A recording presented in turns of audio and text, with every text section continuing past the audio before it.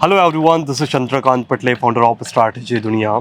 आज हम आए हुए हैं आर्य विद्यापीठ स्कूल में और मैं आपको मिलाने वाला हूं आर्य विद्यापीठ ग्रुप के MD sir mister Ranjeet Kumar sir से। सर, आपका स्वागत है हमारे सेशन में, जहां पर हम इंडिया में कई एजुकेटर से मिलते हैं और एजुकेशन सेक्टर में हम सालों से वर्क कर रहे हैं और अलग जो एजुकेशन फील्ड में जो कुछ अलग कर रहे हैं, कुछ यूनिक ला रहे हैं और जो डीप में एजुकेशन में बच्चों के फ्यूचर के लिए जो देखिए एजुकेशन दो तरह का होता है जो मेरा समझ आया जहाँ तक। एक होता है ऊपर नॉलेज जो सब्जेक्ट दिया और एक होता है डीप नॉलेज और एक जनरेशन को चेंज करना जो अभी चल रहा है एजुकेशन है और आने वाले समय के हिसाब से तैयार करना। तो मैं बहुत सारे एजुकेटर से बात होती है और आपसे हम शायद आज से 3-4 साल पहले मिले थे। उस समय से मेरी रिसर्च थी कि आपसे कुछ ऐसे क्वेश्चंस मुझे करने थे जो मुझे लगा कि आप सच में उसको इम्प्लीमेंट कर रहे हैं, तो वही चीज़ मुझे आपसे जानना था। तो सर, सबसे पहले हम आपसे जानना चाहेंगे कि ये एजुकेशन सेक्टर में आप कैसे आए, क्योंकि आपके बारे में जहाँ तक मुझे आइडिया है कि आप कॉर्पोरेट फील्ड में थे और वहाँ से यहाँ आए और अब एजुकेशन को आप कैसे देख रहे हैं और पहले कैसे देखते थे जब आप दूसरे फील्ड में थे और यहाँ तक आने का जो सफ़र था एजुकेशन फील्ड में और यहाँ से आपने इसको स्टार्ट किया। तो ये सारी चीज़ें मुझे आपके बारे में पहले जानना है। जी बिल्कुल। 1999 में मैंने अमेरिकन एक्सप्रेस ज्वाइन किया था। That is one of the world largest financial institution और उसका सेंटर था दिल्ली में। And I joined and gradually upgraded to the career और being an I M Calcutta alumni, तो कैरियर में एलिवेशन मिलता चला गया। एंड क्या हुआ कि एक टाइम में आकर के जब मैं अपने टीम के लिए हायर करता था तो बीइंग अ बिहारी कहीं ना कहीं बिहार के प्रति मेरा लगाव था। मैंने बहुत बिहारियों को जॉब दिया रियलिटी में। बट लेटर मुझे लगा कि मैं जॉब दे रहा हूँ एंड मेरे ऊपर से प्रेशर आया कि ये लोग परफॉर्म नहीं कर रहे हैं। परफॉर्मेंस इज नॉट की काम का, कहीं ना कहीं से सॉफ्ट स्किल की कमी थी।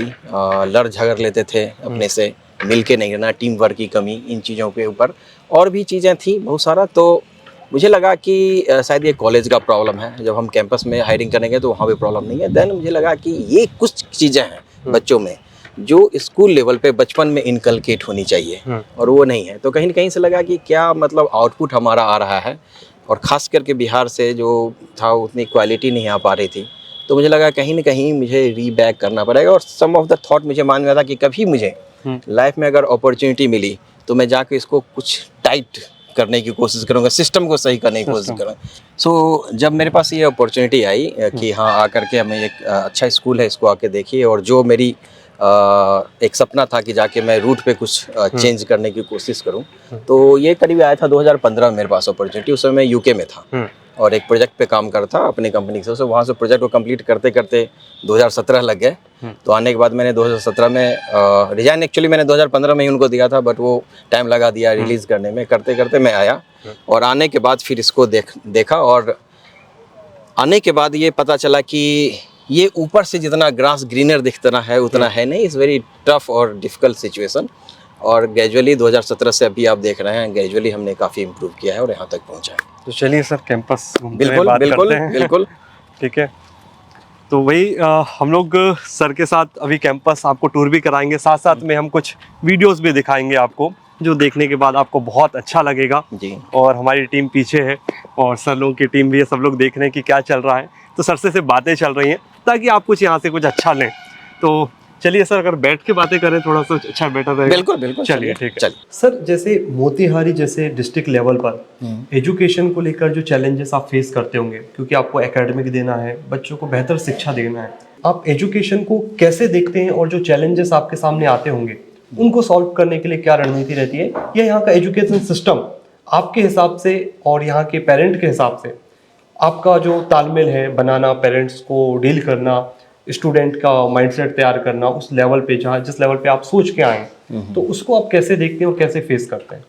सो देखिए, मोतिहारी में जो आने के बाद मुझे समझ में आया कि क्या है कि बिहार एक पिछड़ा हुआ प्रदेश है और मोतिहारी जो डिस्ट्रिक्ट है उसमें भी एक बहुत ही पिछड़ा हुआ एरिया है। यहाँ पे उतना रहा नहीं है आगे का। और दूसरी चीज़ है कि प्राइवेटाइजेशन जितनी हुई बिहार में, पूरे ऑल इंडिया में हुई इकोनॉमी ओपन होने के बाद, वो प्राइवेटाइजेशन का टच पॉइंट बिहार में रहा नहीं। तो यहाँ पे जो भी चीज़ें दिखती हैं लोग उसी में जाते हैं। तो यहाँ पे ज़्यादातर गवर्नमेंट जॉब है। तो पेरेंट्स का एक माइंडसेट है कि यहाँ से निकल के गवर्नमेंट जॉब में जाएगा, बट सच्चाई ये है कि ज़्यादातर बच्चे इंजीनियरिंग और मेडिकल का कोचिंग कराते हैं। मेडिकल में तो निकल के डॉक्टर बन के वो प्राइवेट क्लिनिक भी खोल लेते हैं या किसी हॉस्पिटल को ज्वाइन कर लेते हैं। इंजीनियरिंग फील्ड में क्या होता है, जब जाते हैं तब उनको बच्चों को जब बाहर निकलते हैं तो समझ में आता है कि गवर्नमेंट जॉब तो है नहीं, more of the MNC job, क्योंकि इंडिया बहुत फास्ट ग्लोबलाइजेशन के दौर में आगे निकल चुका है, बिहार कहीं पीछे छूट गया उसमें, कहीं कहीं बैकड्रॉप में है। तो पेरेंट्स का गलती नहीं है, पेरेंट्स को आइडिया ही नहीं है कि बाहर क्या चल रहा है। तो इस कारण क्या होता है कि कुछ भी होगा तो उनको लगता है चलो मेरे रिलेशन में मेरे भाई के बच्चे ने ये कर लिया, मेरे मामा के बच्चे ने ये कर लिया, वो कहीं जा रहे हैं इंजीनियरिंग की, तो दो ही चीज़ होता है, या तो इंजीनियरिंग की तैयारी करते हैं या मेडिकल की तैयारी करते हैं। बट उसके बाद आगे का क्या उनको कुछ पता नहीं है। होता क्या है, इस कारण क्या है, हम लोग जो यहाँ पे क्या कर रहे हैं कि हर बच्चे के लिए काउंसलिंग का सेशन अरेंज करता हूँ। मैं खुद लेता हूँ काउंसलिंग। कोविड में सबसे ज़्यादा मैंने लिया ऑनलाइन काउंसलिंग। उनको बताता हूँ कि आपकी अपॉर्चुनिटी इस दायरे में सीमित नहीं है, there is lot of opportunity and think outside the box. कभी क्या है कि एक कुएं में मेढक की तरह है, आप बाहर निकलेंगे, सागर में जाएंगे, नदी में जाएंगे, तो दुनिया बहुत ही बड़ी है, लॉट ऑफ अपॉर्चुनिटी। और उस चीज़ के लिए तैयार करना जो कि अभी ग्लोबली जो फास्ट चैलेंजिंग इन्वायरमेंट में जॉब की डिफिनेशंस चेंज हो रही है। ये जॉब जो आज एग्जिस्ट कर रहा है ये फ्यूचर में रहेगा कि नहीं रहेगा उसका पता नहीं। फॉर एग्जाम्पल, अगर मैं 90s में बात करूं, जब मैं स्कूल में था तो उसमें सब कुछ पेपर पे वर्क होता था, राइट। सडनली .com का बूम आया 2000 के आसपास में, बहुत लोगों की जॉब चले गई, .com आ गया। उस समय किसी को हमारे टाइम नहीं पता था कि .com फ्यूचर में कुछ आने वाला है, क्योंकि हम पीछे की तरफ देखते हैं तो डॉट कनेक्ट कर सकते हैं, डॉट हम कनेक्ट फ्यूचर की तरफ नहीं कर सकते। 2000 के आसपास जब .com था उस समय किसी को पता नहीं था कि सोशल मीडिया जैसी कुछ चीज़ आने वाली है। 2008 में फेसबुक आया, फिर इसके बाद पहले ऑरकुट जानते होंगे, एक गूगल का था जो खत्म हो गया। इस तरह के सोशल मीडिया चैनल आ गए, नहीं पता था। उसके अराउंड बहुत सारे जॉब अपॉर्चुनिटी हो गए। आज कोई भी बच्चा अगर यहाँ से पेरेंट्स तैयारी कर रहे हैं इंजीनियरिंग के, अच्छे इंजीनियरिंग कॉलेज में जा रहा है, जब उसकी आंखें खुलती है बाहर जाके तो उनका सपना होता है मैं गूगल ज्वाइन करूँ, मैं फेसबुक ज्वाइन करूँ, मैं माइक्रोसॉफ्ट ज्वाइन करूँ। क्योंकि इसमें जो डेवलपर का जॉब है, डिज़ाइनिंग का, कोडिंग का जॉब है, अलग हो गया। अभी जब फेसबुक वगैरह था 2014-15 में, किसी को पता नहीं था कुछ आर्टिफिशियल इंटेलिजेंस भी आने वाला है फ्यूचर में। और आर्टिफिशियल इंटेलिजेंस 2020 के आसपास आया और देखिए आते ही वो सारा खा गया पीछे का। नाउ द जॉब, जो व्यक्ति मीडिया में कंटेंट राइटर थे फॉर एग्जांपल, आज उनकी कहीं जॉब नहीं है। कंटेंट राइटिंग बहुत अच्छा से आर्टिफिशियल इंटेलिजेंस कर रहा है। न्यूज़ जो लिखते थे, कंटेंट लिखते थे, आज उनकी जॉब खतरे में है, बहुतों की चली भी गई है। सिमिलरली आज हम अगर आर्टिफिशियल इंटेलिजेंस पे बैठे हुए हैं तो फ्यूचर में क्या जॉब आने वाला है हमें अभी पता नहीं है। सो माई चैलेंज हियर इज, और जो मैं एक्सेप्ट करता हूँ कि मैं अपने बच्चों को आने वाली जॉब, एक कर्टल है उसके आगे क्या है, उसके लिए मैं तैयार कर सकूं। That is my ambition. एक और क्वेश्चन था मेरा आपसे, अगर आप कंफर्टेबल हैं। नहीं, वो आपके बारे में मुझे पता है। पेरेंट्स और मैनेजमेंट के बीच की जो बॉन्डिंग होती है, जो बॉन्ड क्रिएट होता है, वो बहुत जगह देखने को नहीं मिलता, फ्रेजाइल होता है। हाँ, आपके यहाँ वो देखने को मिला। और एक अंदर की बात जो मुझे पता है कि कुछ लोग, वो खैर वीडियो में ना बोले तो बेटर है, बट फिर भी अगर आप कंफर्टेबल रहें तो रखेंगे। जैसे फीस को लेकर एक प्रॉब्लम आता है, फी को लेकर प्रॉब्लम आता है, वो आपके यहाँ पर नहीं है। और बॉन्ड वो तो नहीं है, जहाँ तक मैं रिसर्च किया। बॉन्डिंग को लेकर आपके यहाँ पे क्या इश्यूज आते हैं, या फिर बॉन्डिंग पेरेंट्स और मैनेजमेंट के बीच की बॉन्डिंग को आपने किस तरह से बेटर बनाया? क्योंकि अभी तक जितना रिसर्च मैंने किया उतने में तो मुझे ठीक लगा। जी, सो देखिए, जब मैं आया था 2017 में तो ऑफ कोर्स जो है पेरेंट्स और स्कूल की जो बॉन्डिंग होती है इंस्टीट्यूशन की, वो बॉन्डिंग इस पर डिपेंड करता है कि पेरेंट्स स्कूल का कितना केयर करता है। ये बहुत ज़रूरी चीज़। हमेशा बोलते हैं लोग कि स्कूल पेरेंट्स का कितना, बच्चों का कितना केयर करता है। ये बहुत इंपॉर्टेंट है समझना कि पेरेंट्स भी स्कूल का केयर करें। उनको ये समझना चाहिए कि बच्चा मेरा 6 घंटे के लिए स्कूल में रहता है। हम उसको ना पूरा, वो एक होता है ना कि पूरा का पूरा ठूस के नहीं दे सकते चीज़ें। बच्चा को आप जो सिखाते हैं उससे कम सीखता है। बच्चा आप जो करते हैं आपसे ज़्यादा सीखता है। सो बच्चा 24 घंटा में से आपको 18 घंटा तो घर पे ही रहता है ना। तो फिर और रह गई जहाँ तक बॉन्डिंग क्रिएट करने की, तो जो पेरेंट्स टू पेरेंट्स, अगर पेरेंट्स पढ़े लिखे हैं, समझदार हैं, तो उनको पता हुआ कि relationship between the parents and school एक बॉन्ड क्रिएट करता है। दोनों मिलके जब तक साथ नहीं कर चलेंगे बच्चे को हम प्रोग्रेस नहीं करा सकते। अकेला स्कूल में डाल देने से ये समझ लेना कि बच्चा प्रोग्रेस कर जाएगा, पॉसिबल नहीं है। और वो पेरेंट्स सबसे अच्छे होते हैं जो स्कूल में लगातार विजिट करते हैं, कंप्लेन लेके नहीं, बल्कि इस चीज़ के लिए कि मुझे बताइए कि मेरे बच्चे का परफॉर्मेंस कैसा है। ये बहुत जरूरी है। क्या होता है कि बच्चे को पेरेंट्स डाल देते हैं, वो फिर पीटीएम के दिन ही नज़र आते हैं, और कभी कभी उधर भी अगर बच्चा बड़े क्लास में चला जाए तो पेरेंट्स आते ही नहीं पीटीएम के दिन भी।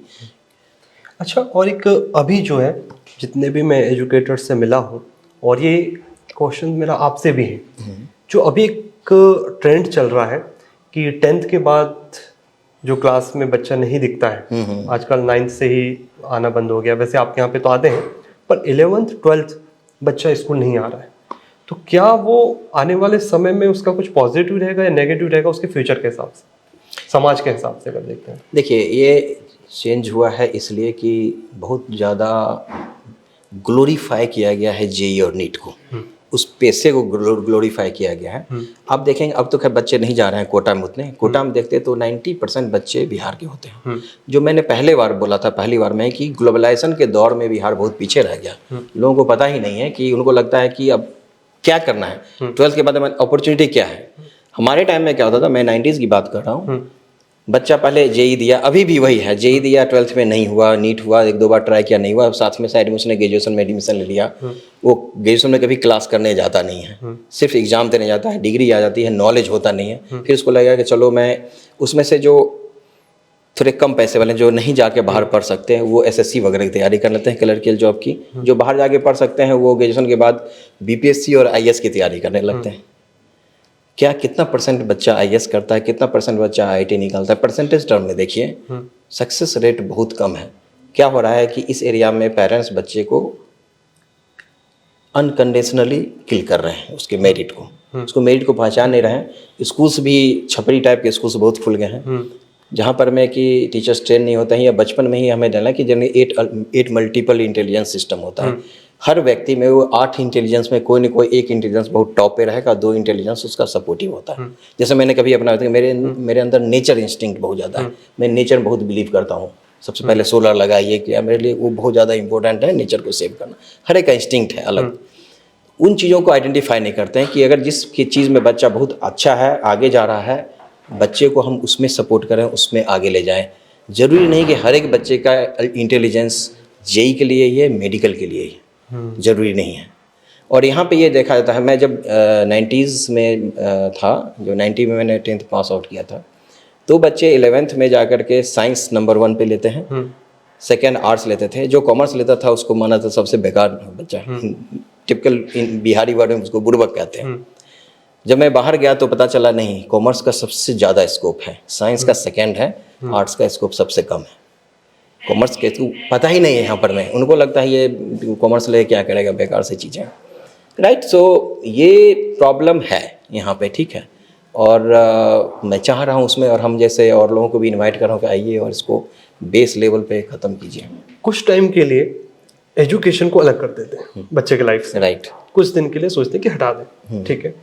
तो क्या एजुकेशन के बिना, एजुकेशन देखिए मोरल लाइफ वो तो देना है, बेसिक चीज़ें, बट एक होता है ना कि पढ़ लिया, पढ़ना है उसको, डॉक्टर नहीं बनेगा, इंजीनियर नहीं बनेगा, कोई बड़ी पोस्ट में नहीं जाएगा तो उसका लाइफ खराब है, उसको कुछ देर के लिए साइड कर दो, ठीक है।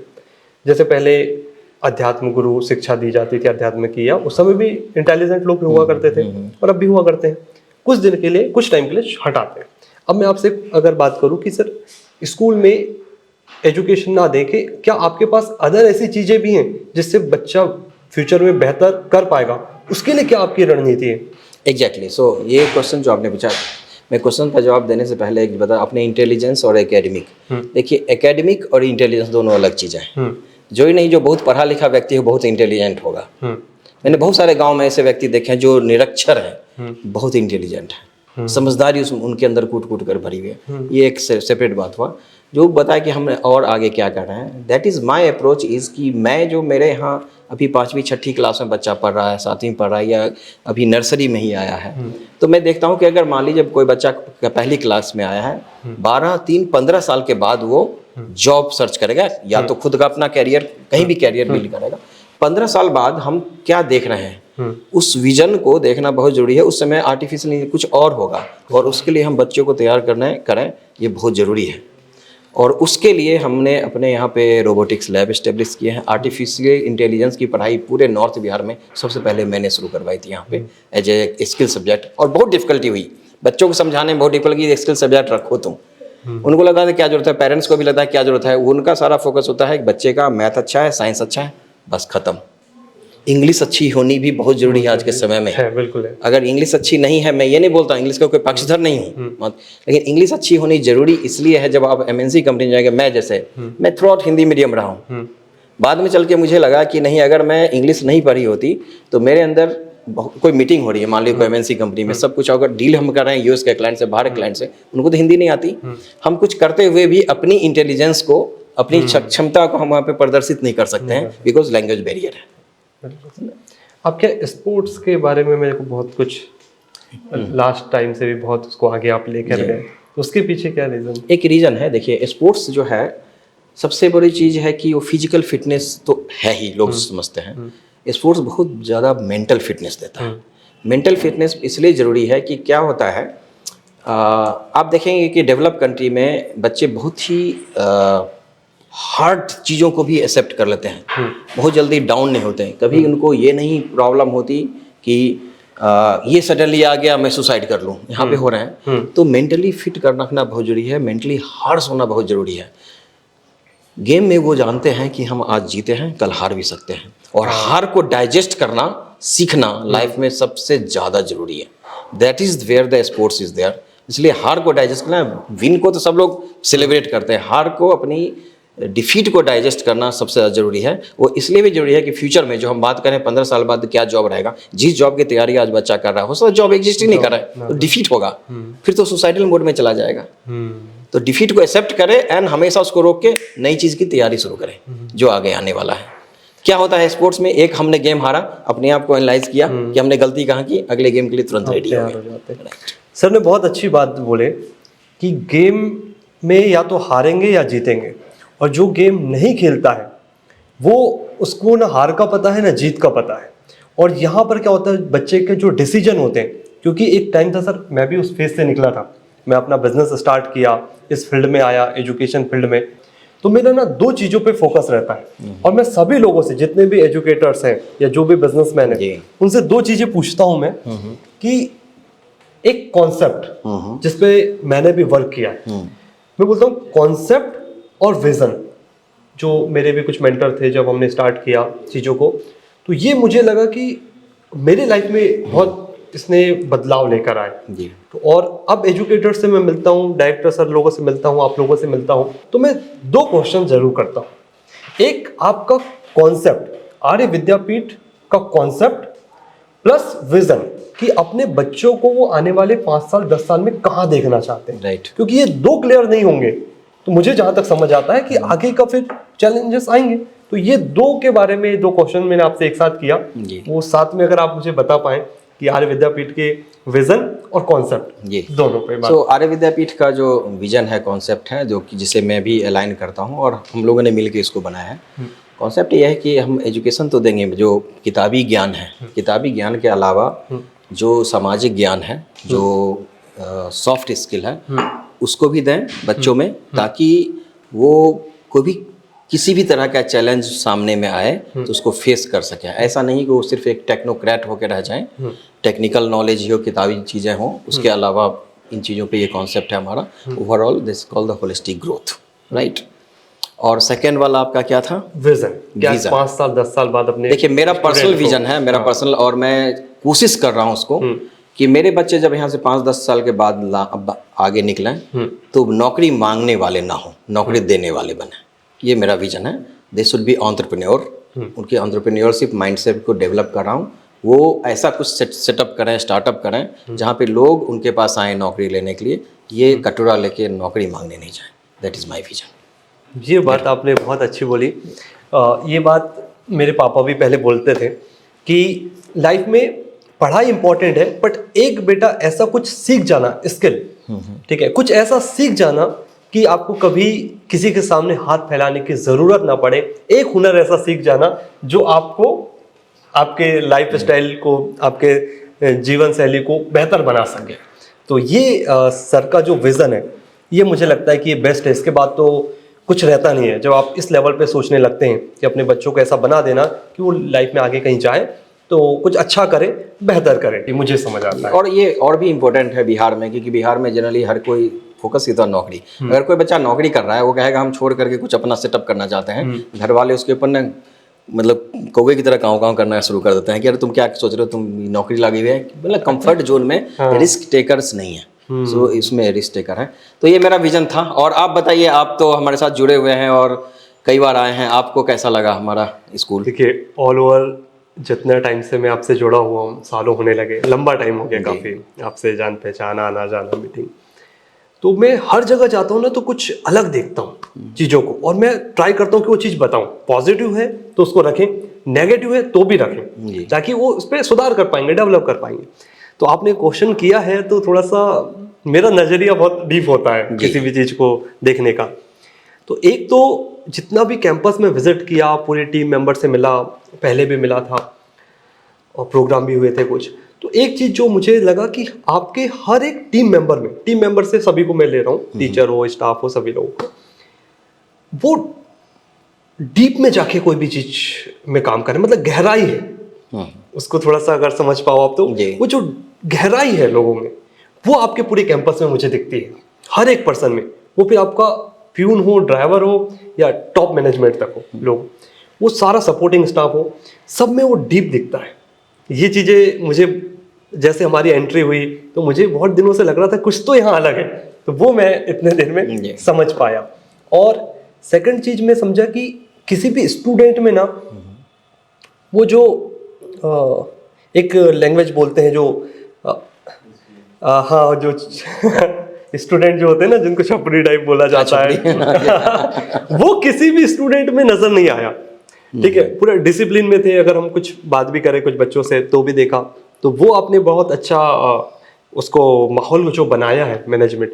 तो वो 2-3 पॉइंट जो मुझे लगे कि डीप हर चीज़ में जाना, आपके क्लासरूम में गया तो वो मुझे बेटर लगा। जब मैं कुछ टीचर्स को देखा पढ़ाते हुए बाहर से, अंदर तो नहीं गए, बाहर से देखा, तो जिस लेवल पे पढ़ा रहे थे, जो डिलीवर कर रहे थे, बच्चों का जो अटेंशन उन्हें मिल रहा था, वो कहीं ना कहीं कमांड लगती है मैनेजमेंट में और जो डीप में। तो ये चीज़ मुझे लगी। बाकी तो सभी चीज़ अच्छी होती हैं, बैंक बाकी सभी चीज़ तो बेहतर होता है, कैंपस, ये सारी चीज़ तो बढ़िया है, पर ये जो डीप वाला आपका जो कॉन्सेप्ट है हर चीज़ में, वो मुझे अच्छा लगा, और जो आपको अलग बनाता है, ये कॉर्पोरेट से है। एक्चुअली कॉर्पोरेट में एक वर्ड होता है RCA, इसका द रूट कॉज एनालिसिस। सो कोई भी इवेंट होता है, कुछ भी गलत होता है, तो हम उसके ना सिंपली उसको तो खत्म करना ही है जो प्रॉब्लम हो गई, बट बाद में हम उसके रूट कॉज RCA जरूर करते हैं, root cause analysis, so that कि उसको फिक्स करें जड़ से, कि वो प्रॉब्लम दोबारा नहीं है। सो डीप डाउन करने का जो ये परिपाटी है, चलिए देखिए, आप एज ए मैनेजमेंट जैसे होंगे, आपके एम्प्लॉय वैसे होंगे, वो आपको फॉलो करते हैं। दूसरी चीज़ है कि हायरिंग एक सिस्टम मैंने बाद में 2017 में, तो मुझे ये प्रॉब्लम था इधर रिसेंटली, पिछले लास्ट 3 इयर्स में मैंने हायरिंग सिस्टम को बहुत ही एनालाइज करके डिफरेंट किया है। हमारे यहाँ हर तरह के, हर जगह के लोग मिलेंगे, ऑल इंडिया ओवर से, जम्मू कश्मीर से लेके वेस्ट बंगाल से लेके नागपुर, मुंबई, सब तरह के स्टाफ हैं, चाहे टीचर हो या नॉन टीचिंग हो। इससे क्या होता है कि कल्चरली भी एक दूसरे से सीखते हैं।